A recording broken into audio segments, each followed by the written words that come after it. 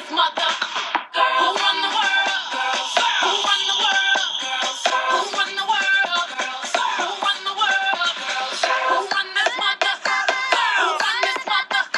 Who run this mother? Who run this mother? Who run the world? Who is left to blame when female athletes are put to shame? Why do we stand aside when female athletes are left to cry? When we watch these ladies out on the field, they shouldn't feel like they need a shield. Don't put strong ladies on magazines without knowing what's going on behind the scenes. Professional athlete income inequality needs fixed, and quick. Women in general are very strong and powerful. In our society today, it is known that females and female athletes are mistreated and objectified because of their low income, as the average female athlete is paid 77% of the average male athlete.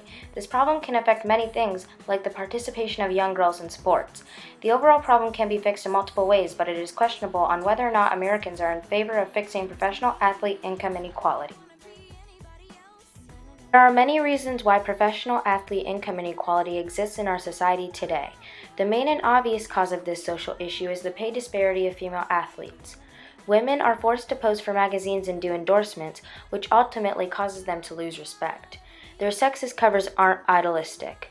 Professional soccer player Alex Morgan once said in an interview that scoring a goal in a World Cup was my dream as a little girl. I didn't dream of being in Maxim when I was 5. The importance of athlete income inequality was not widely known until the 2015 Women's World Cup, as the public noticed that the U.S. women's team was paid significantly less than the U.S. men's team. The prize money awarded to the women's soccer team was $2 million for their first place win. In great contrast, the men's soccer team was awarded $9 million for their 9th place finish in 2014. This pay difference caught the attention of many, as it is also proven that the women's team is overall more successful than the men's. The U.S. women's team has won 7 major titles, including 3 first place, 1 second, and 3 third. The U.S. men's team has only won 1 third place title. Alex Morgan is the highest paid U.S. soccer player. As shown in this picture, Alex Morgan receives most of her money from endorsements and almost none from Club and Central contracts. In contrast, Steph Houghton, a female soccer player from England, receives almost all her pay from her Club and Central contracts and almost none from endorsements. Although Alex Morgan still makes up her wage gap with endorsements, female basketball players are not as fortunate. The women in the NBA face some harsh inequality on and off the court. The maximum pay for a WNBA team is $878,000. The maximum for an NBA team is $70 million. The average female basketball player is paid $72,000, whereas the average male basketball player is paid $4.5 million. This means the average WNBA is paid 1.6% of the average NBA. The last example of this social issue is tennis. Female tennis players were promised equal income in 2007, but they are still faced with this social issue. Many advocated for this rule for a long time, but it wasn't widely responded to until Serena and Venus Williams became advocates for the subject. The rule quickly took effect after Venus Williams wrote a letter to the Grand Slam committee saying, "I feel so strongly that Wimbledon's stance devalues the principle of meritocracy and diminishes the years of hard work that women on the tour have put into becoming professional tennis players. I believe that athletes, especially female athletes in the world's leading sport for women, should serve as role models. The message I like to convey to women and girls across the globe is that there is no glass ceiling."